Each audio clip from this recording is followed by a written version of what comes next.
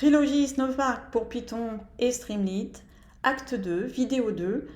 Donc nous allons passer en revue le tutoriel. Alors ce tutoriel est né de cet article qui a été publié par Dash Desai, qui est Senior Technical Evangelist et développeur advocate à Snowflake, qui a été créé en mars au moment de la private release de Snowpark pour Python. Et en fait, il décrivait qu'est-ce que Snowpark, Streamlit, donc ça je vous rapporte et je vous reporte à ma vidéo numéro 1. Qui vous explique dans le détail ce qu'est Snowpark pour Python et Streamlit, et puis ensuite qui détaillait en fait l'installation de Snowpark pour Python, Streamlit et l'accès au dataset depuis la marketplace Snowflake. Donc ça va être tout l'objet de cette vidéo, et la troisième vidéo, je vous montrerai le détail du code. Alors évidemment, cet article était associé à un GitHub avec le code, donc vous pouvez retrouver dans le Git la connexion JSON qui va se permettre de connecter en fait notre script Python à Snowflake et évidemment le script Python que nous allons exécuter pour créer l'application Streamlit. Alors, cet article a donné lieu à la création d'un tutoriel qui s'appelle Getting Started with Snowpark pour Python et Streamlit, donc qui va vous permettre en fait de créer une session qui va vous permettre de vous connecter aux données qui sont hébergées dans Snowflake. Vous allez pouvoir en plus ensuite créer un data frame Snowpark.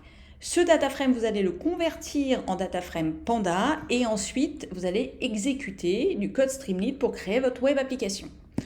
Donc j'insiste sur le fait que le prérequis est d'installer sur votre ordinateur Python 3.8.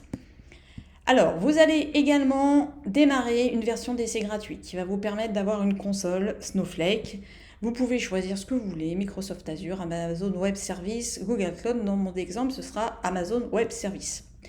Ensuite, une fois que vous avez créé votre console et accès à votre console Snowflake, vous allez aller dans Marketplace, vous allez taper Environment Data Atlas dans l'indexation qui va vous permettre d'accéder à ce dataset qui est gratuit et de l'importer dans votre console.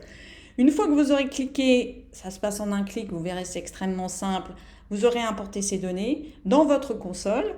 Vous aurez donc une nouvelle database avec un schéma, des tables et vous aurez les vues. Et les vues qui vont être utilisées pour créer l'application Streamlit, c'est celle-ci. Donc vous pouvez faire Preview Data pour voir différentes colonnes et différentes valeurs qui se rattachent à ces colonnes. Et évidemment, vous allez avoir une autre base de données qui est celle-là, WBWDI 2019 janvier. Voilà.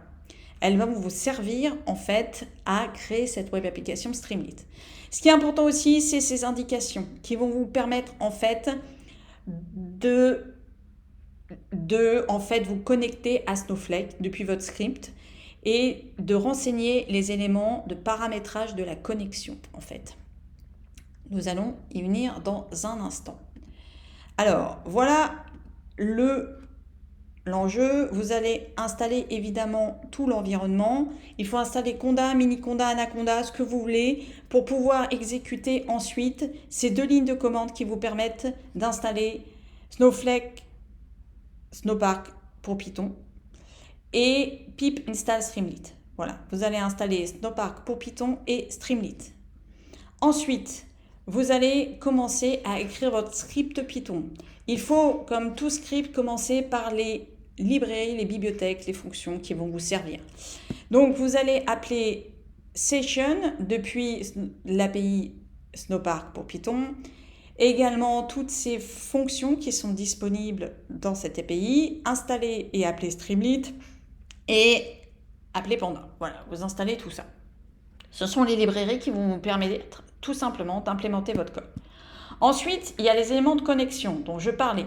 Ces éléments de connexion, vous n'allez pas les inventer. Vous allez les chercher directement dans votre interface Snowflake.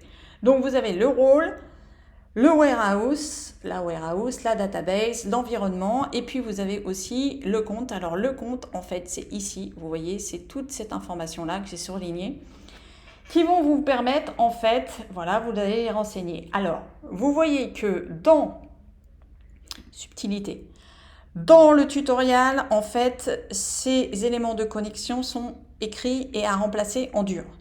Mais dans l'exemple et le code qui est mis à disposition dans le Git, il a déporté ces éléments de connexion dans un fichier JSON qui sera appelé ensuite dans le script Python. Donc, une fois que vous avez renseigné ces éléments de connexion, vous allez pouvoir vous connecter. Et qu'est-ce qu'une connexion? Pour avérer la connexion, il faut exécuter, créer une session. C'est ce que crée cette ligne. Et une fois que vous avez créé cette session, vous allez pouvoir créer des data frames. Voilà, ils sont ici. Donc vous avez SnowDF CO2, SnowDF Land, SnowDF West, et qui vont être créés à partir des views Snowflake que je vous ai montré. Donc vous retrouvez ces différentes views. Et vous allez pouvoir en fait appeler des fonctions, donc des fonctions qui vont vous permettre de filtrer la donnée, de ne retenir en fait que certaines colonnes et que certaines valeurs dans les colonnes, d'agréger la donnée, de créer des alias. Donc ça va être la partie ETL, ça va être la partie création de data frame. Et une fois que vous avez créé ce data frame, vous allez exécuter en fait tout Panda pour convertir ces data frames Snowpark en data frame Panda. Alors il y a un petit laïus sur le lazy evaluated en fait qui explique que quand vous exécutez cette partie du code, vous n'appelez pas le serveur et vous n'exécutez pas en fait de commande. C'est-à-dire que l'exécution de la commande et la connexion au serveur va se faire simplement à ce niveau ici. Voilà, c'est ce que vous explique ce petit laïus. C'est important en fait.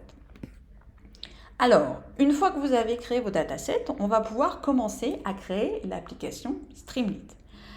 Alors, pour approfondir un peu ces différentes étapes que je vous ai montrées, n'hésitez pas à aller dans le Snowflake Developer Guide pour Python. Vous verrez comment setuper l'environnement, donc installer Conda, Mini Conda, Anaconda, et puis après faire pip install Snowflake, Snowpark, Python, Panda. Ok, vous avez des exemples qui sont extrêmement bien documentés et fournis. Une fois que vous avez créé donc et implémenté cet environnement, vous allez créer une session, c'est ce que je vous ai expliqué. Donc vous allez renseigner vos différents paramètres de connexion et vous allez créer cette session. Une fois que cette session est créée, vous allez pouvoir créer vos data frames. Donc vous voyez qu'il y a la possibilité de faire des joins entre data frames. Vous avez aussi la possibilité d'exécuter en fait des fonctions sur une ligne de commande. C'est ce qu'on appelle le chaining, il me semble. Donc vous voyez à chaque fois, il y a ce que vous pouvez faire en appelant session.table et comment vous allez créer les différents data frames. Alors df c'est pour data frame, hein, évidemment. Et vous allez pouvoir en fait voilà, faire chaining method call, c'est-à-dire que sur une ligne en fait vous allez créer la session, aller chercher la donnée qui est stockée sur Snowflake et lui appliquer des filtres comme je vous ai montré précédemment. Et ensuite nous allons passer à la création de l'interface Streamlit. Alors pour ce faire, nous allons utiliser des méthodes Streamlit. Et vous voyez que dans la documentation, j'en ai tout un tas. J'ai la possibilité en fait de charger mon data frame et de l'afficher, la possibilité de créer des métriques, de faire des bar charts. Nous allons voir tout ça dans la vidéo numéro 3. À tout de suite.